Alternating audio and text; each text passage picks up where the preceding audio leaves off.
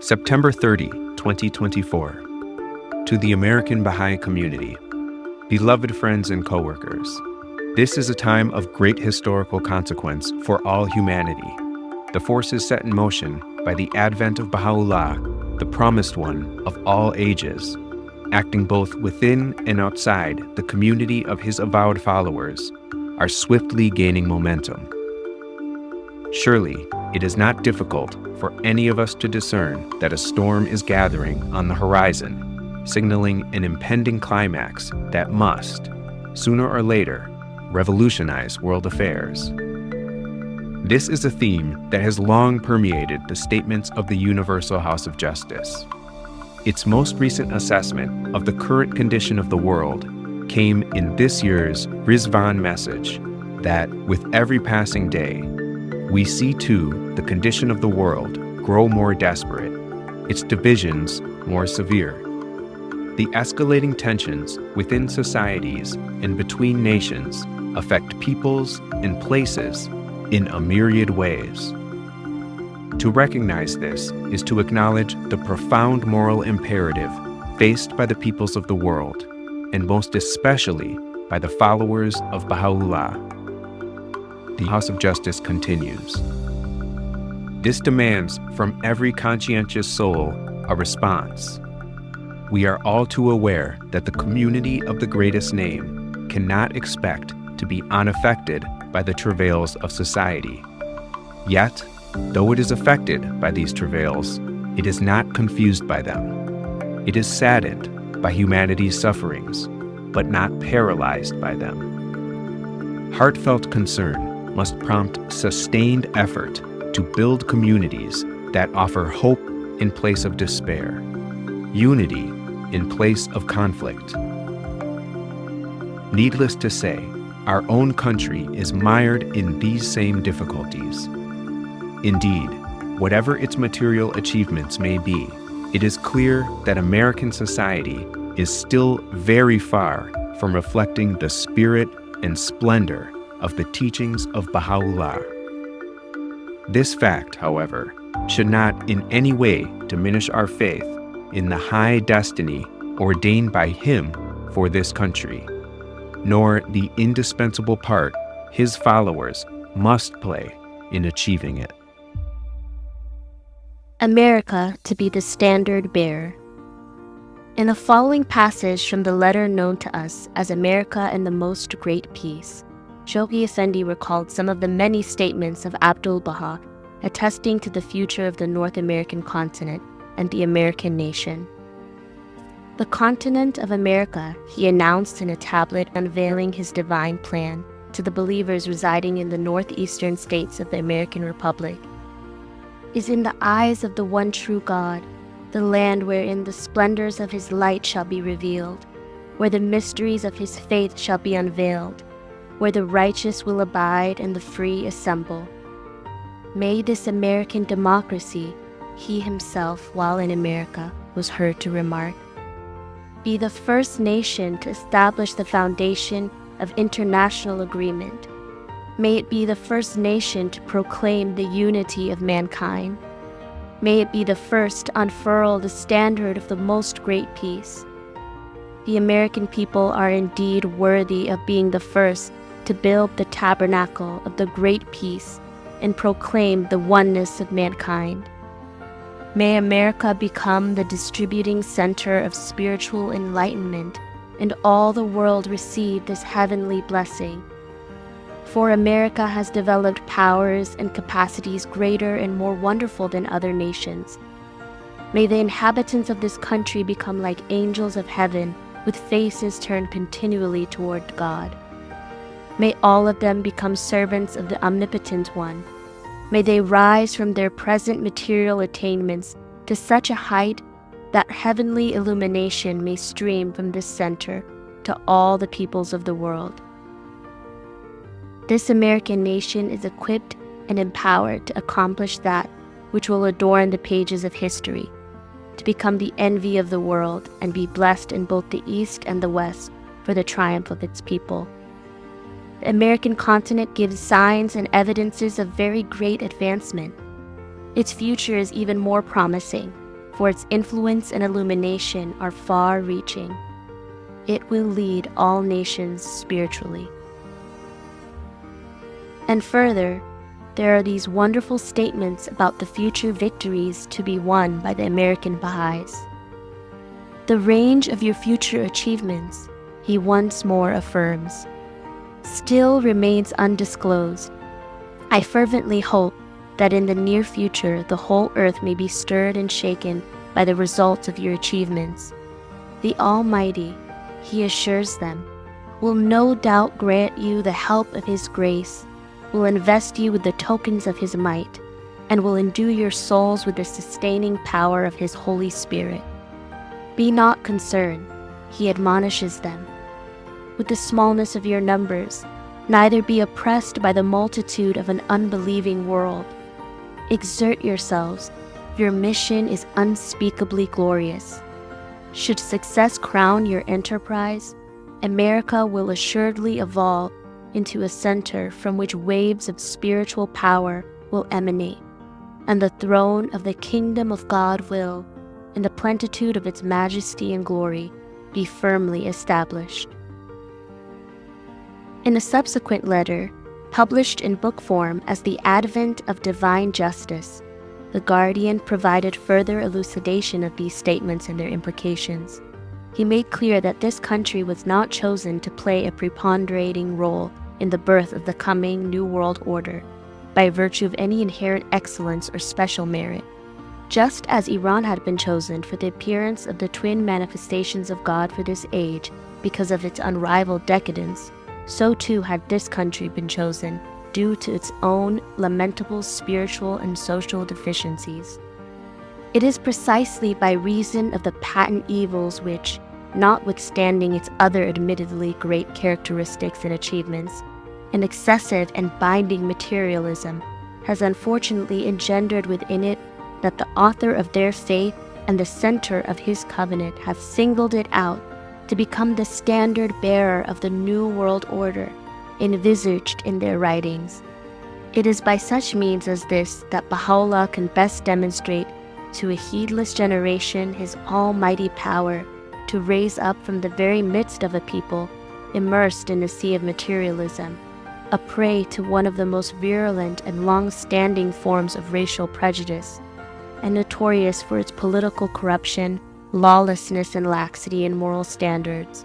Men and women who, as time goes by, will increasingly exemplify those essential virtues of self-renunciation, of moral rectitude, of chastity, of indiscriminating fellowship, of holy discipline, and of spiritual insight that will fit them for the preponderating share they will have in calling into being that world order and that world civilization of which their country, no less than the entire human race, stands in desperate need. A still more superb mission. From such statements as these, it is apparent that the destinies of America and the Baha'is of this country are closely intertwined.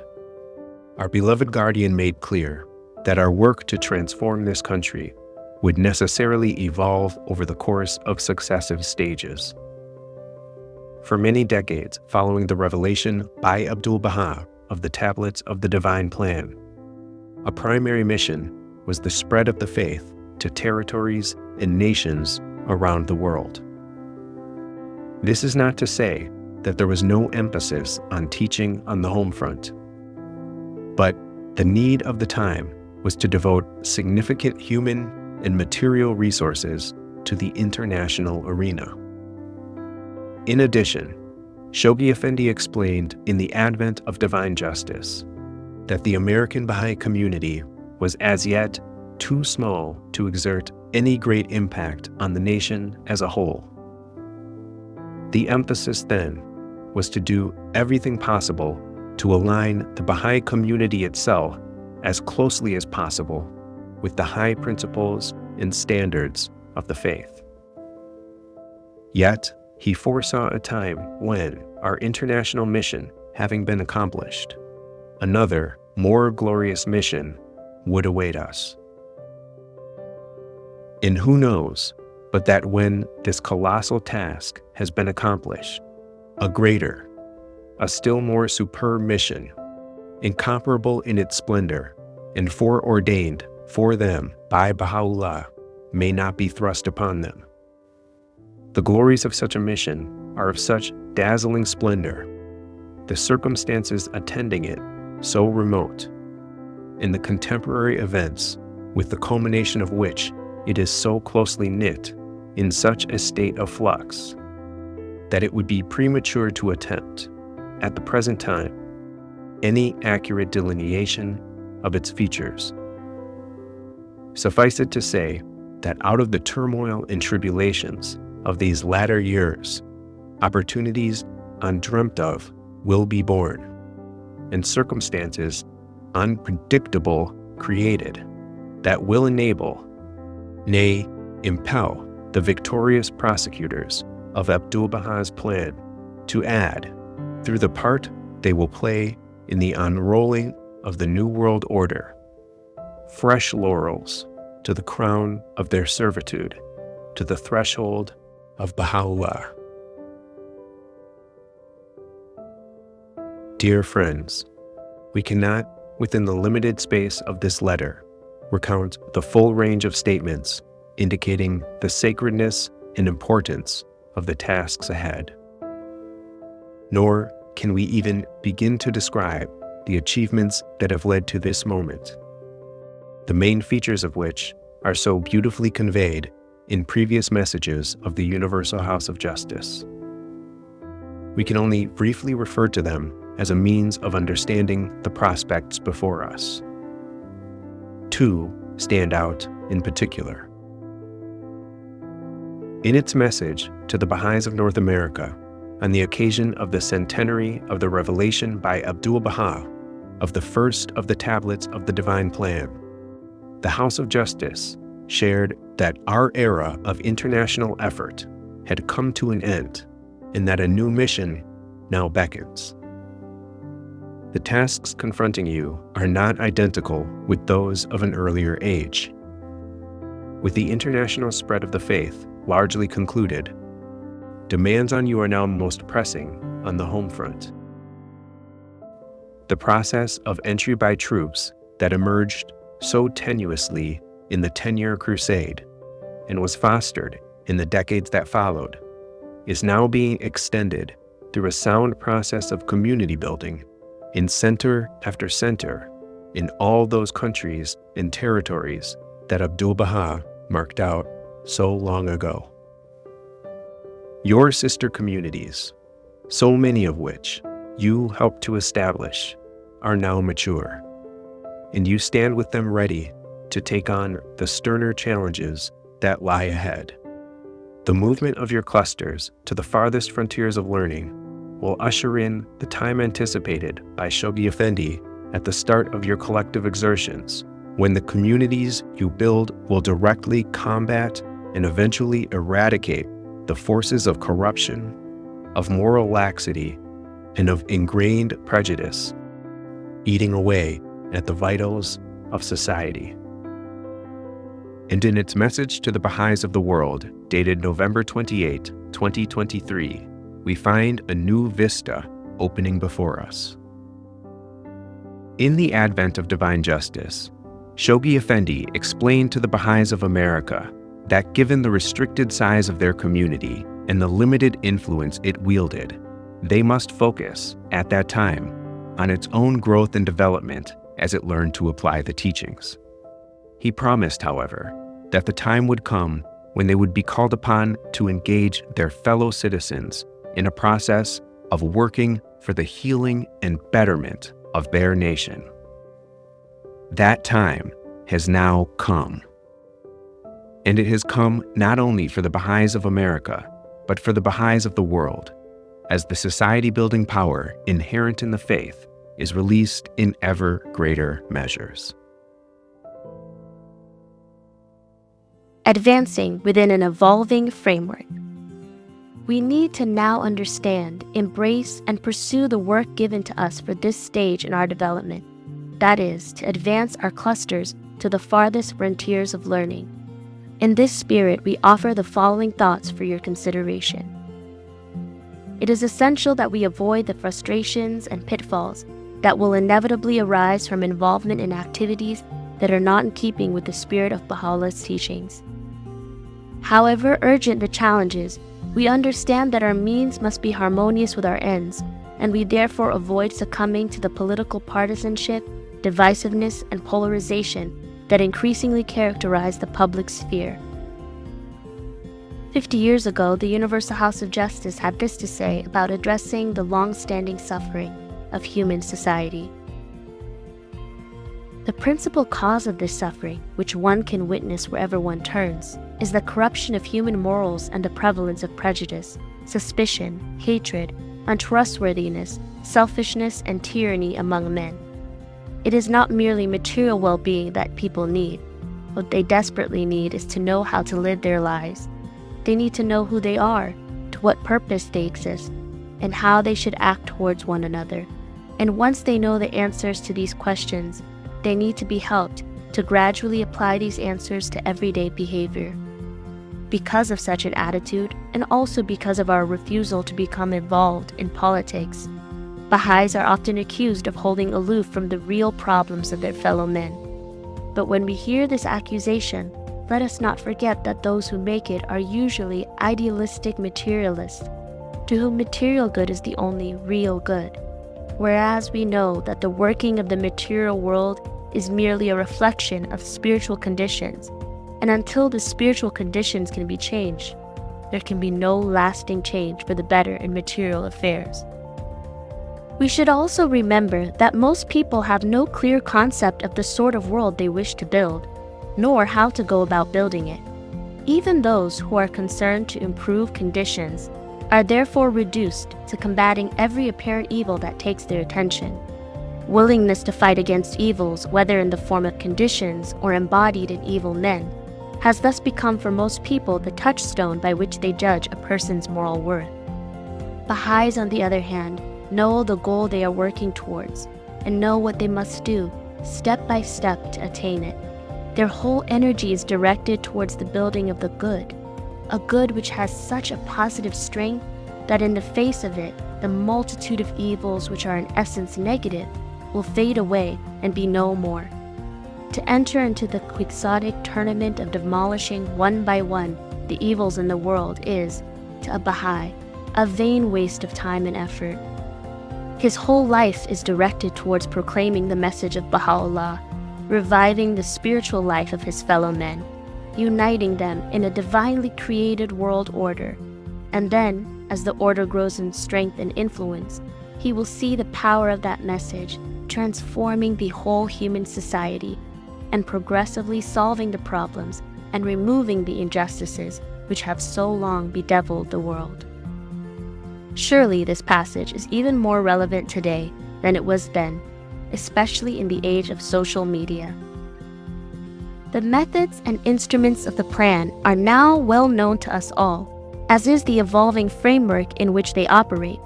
This framework encompasses a wide range of activities, distinct yet closely related, for the expansion and consolidation of the Baha'i community, social action, and engagement in the discourses of society. In cluster after cluster, these dimensions must be nurtured in a systematic and coherent manner so that they come to include steadily increasing numbers of people and exert ever greater impact on the life of society. The notion of an evolving framework indicates the importance of learning. No two clusters will advance in precisely the same manner nor at the same pace. Yet all of those that have experienced significant growth have one element in common: the capacity for learning. This capacity is expressed in the ability to understand, in the light of the guidance, the path of growth and development that has brought us to where we are, a realistic assessment of our current reality, and a clear vision of where we now need to go, together with the practical steps needed to get there. To do these things effectively requires an attitude of humility that stems from the realization that all have insights to share, talents to contribute, and experiences to draw upon in our common effort. It requires the frank acknowledgement that we are all striving to gain the capacity to reflect in all aspects of our individual and collective lives the beauty of Baha'u'llah's teachings. We therefore accept the need to learn what is effective and drop what is not. We build on strengths instead of focusing on weaknesses. We refuse to adopt a success-failure mode of thinking and the freneticism that inevitably accompanies it. We avoid the extremes of irresponsible freedom and rigid orthodoxy. We consult with each other in a loving and sincere spirit of search for truth. In sum, we rely on proven experience in applying the teachings to show us the way forward, and all the while, we remain true to the guidance of the House of Justice in illuminating our path. Learning entails not so much a focus on numbers as on the underlying processes of growth. This is not to say that numbers are unimportant. We certainly want the number of activities to grow, but we also want to ensure that they are having the society-building impact envisioned by the House of Justice. This is the only way in which growth can truly be sustained or accelerated. For example, the same few people in a cluster might increase their own efforts from cycle to cycle, yielding an initial increase in core activities. Yet there is a limit to how far that can go unless their efforts serve the more fundamental purpose of assisting others to also become effective protagonists in the transformation of society. If this is not done, then the progress of the faith will inevitably be stifled. Similarly, we certainly want and need an increase in the number of avowed followers of Baha'u'llah. However, if we focus only on enrollments as our measure of success, then we are tempted to forego other essential aspects of the process of community building. Instead, we are learning to welcome larger and larger numbers of people to immediately join us in the work of transforming our communities. As we have often seen, many such people quickly come to recognize the station of Baha'u'llah and readily join the faith.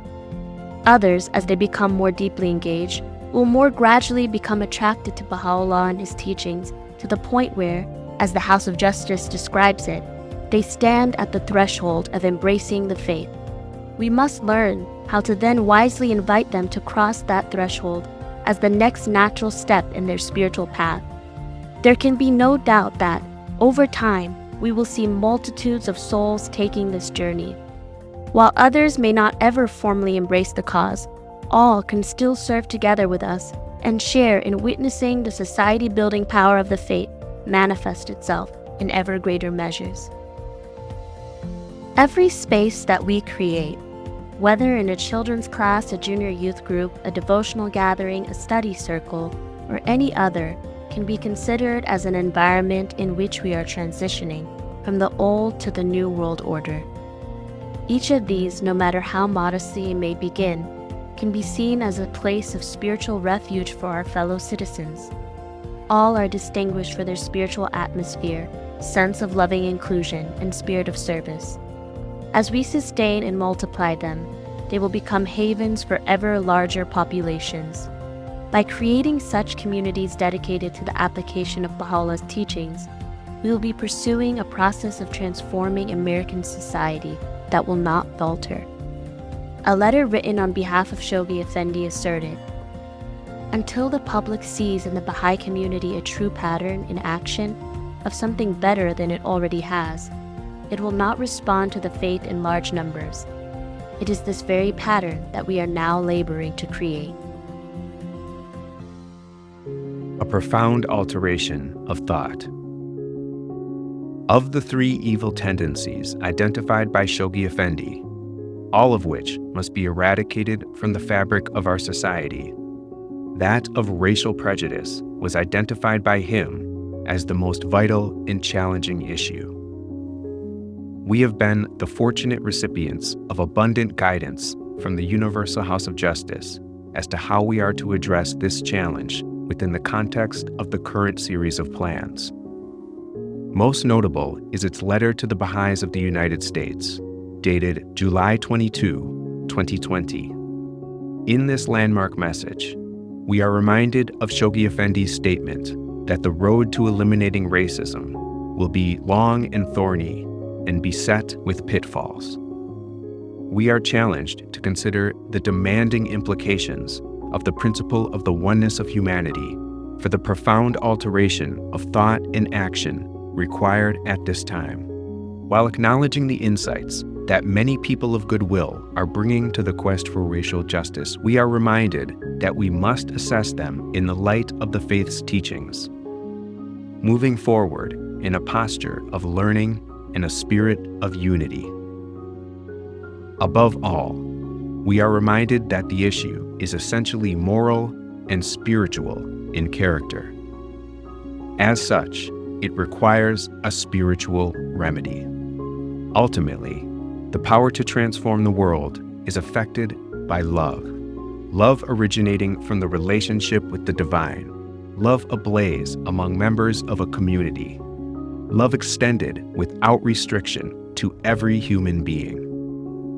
This divine love, ignited by the Word of God, is disseminated by enkindled souls through intimate conversations that create new susceptibilities in human hearts, open minds to moral persuasion, and loosen the hold of biased norms and social systems so that they can gradually take on a new form in keeping with the requirements of humanity's age of maturity. You are channels for this divine love. Let it flow through you to all who cross your path. Infuse it into every neighborhood and social space in which you move to build capacity to canalize the society-building power of Baha'u'llah's revelation. There can be no rest until the destined outcome is achieved. Beloved friends, we are all aware that the processes leading to world peace necessarily move forward in fits and starts, in alternating modes of crisis and victory. No one can say with certainty how they will play out, nor predict the sequence of events, nor over what span of time they will reach their climax. What we do know is that, however great the trials ahead, the ultimate outcome of a divine civilization is ordained and certain. The youth must soar. We wish now to convey a special message to the younger members of our community. In the advent of divine justice, our beloved Shoghi Effendi addressed these words to the youth of that generation. No greater demonstration can be given to the peoples of both continents of the youthful vitality and the vibrant power animating the life and the institutions of the nascent faith of Baha'u'llah than an intelligent, persistent, and effective participation of the Baha'i youth of every race, nationality, and class in both the teaching and administrative spheres of Baha'i activity. Through such a participation, the critics and enemies of the faith, watching with varying degrees of skepticism and resentment the evolutionary processes of the cause of God and its institutions, can best be convinced of the indubitable truth that such a cause is intensely alive, is sound to its very core, and its destinies in safekeeping. The Universal House of Justice has for decades consistently called upon the youth to make their full and indispensable contribution to the teaching effort. In recent years, it has noted the remarkable capacities and qualities of leadership now emerging among the younger members of the community. For example, in the Rizvan 2021 message to the Baha'is of the world, we find the following. One of the most striking and inspiring features of this 25-year period has been the service rendered by Baha'i youth, who with faith and valor have assumed their rightful place in the forefront of the community's efforts, as teachers of the cause and educators of the young, as mobile tutors and homefront pioneers, as cluster coordinators and members of Baha'i agencies. Youth on 5 continents have arisen to serve their communities with devotion and sacrifice. The maturity they have demonstrated in the discharge of duties upon which depends the advancement of the divine plan is expressive of their spiritual vitality and their commitment to safeguarding humanity's future. Later that same year, the House of Justice, in its December 30 message to the boards of counselors, called attention to the need for youth to support the Institute in particular. They, youth, should seize every opportunity in their schools and universities and in spaces dedicated to work, family, or social interaction, to encourage more and more souls to benefit from the Institute's programs. It is clear from these statements, as well as from the historical record, that the contributions of the youth have always been essential to the progress of the cause of God. Today, the Universal House of Justice has again reminded us of the place they must occupy in the vanguard of service. All must surge, but the youth must soar. Through living sacrifice. Let us then address the urgent needs of our generation with renewed determination. Around us, we see a society that is quickly losing its bearings.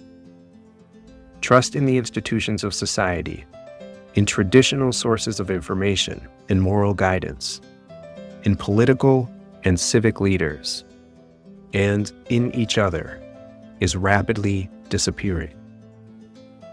The voices of extremism and opposition are on the rise, while the voices of moderation are drowned out. Yet, with this, we also see an increasing thirst for a vision capable of transcending these divisions, and a source of truth upon which people can anchor their hearts and their efforts. There are most certainly multitudes of well-meaning, high-minded people in this country who sincerely desire to have a just and peaceful society. The fullest realization of their aspirations will appear as they, and our nation as a whole, become imbued with the spirit of the revelation of God for today. What oppression, writes Baha'u'llah, is more grievous than that a soul seeking the truth and wishing to attain unto the knowledge of God should know not where to go for it, and from whom to seek it. Our own spiritual development is far from complete, but further progress now requires us to join hands with many others. We who have access to that truth must now, in a genuine spirit of humility and respect, invite our brothers and sisters throughout this land to learn together how to apply it for our common salvation. With this in mind, the counselors in the National Spiritual Assembly are calling upon the regional Baha'i councils to organize in the coming months a series of conferences patterned after the global conferences that launched the current plan. In addition, they are being asked to organize special gatherings for youth. In the same spirit as the previous gatherings, these will be open to all and intended to widen the circle of those who are involved in the life of the Baha'i community. In all of these, we will, inspired by the themes of this letter, center our thoughts on immediate action and what now needs to be done to fulfill the goals of the 9-year plan. Our task today is no less glorious than that which faced the earliest followers of our faith. Our lives must be characterized by the same degree of consecration and sacrifice that illumined the annals of the heroic age. As Shoghi Effendi stated, the community of the organized promoters of the faith of Baha'u'llah in the American continent, the spiritual descendants of the dawnbreakers of an heroic age who, by their death, proclaimed the birth of that faith, must, in turn, usher in, not by their death, but through living sacrifice, that promised world order, the shell ordained to enshrine that priceless jewel, the world civilization of which the faith itself is the sole begetter. May the devotion, unity, and vigor of our efforts vindicate His highest hopes for us. Be assured of our deepest love and unceasing prayers for each and every one of you. With warmest Baha'i love, National Spiritual Assembly of the Baha'is of the United States.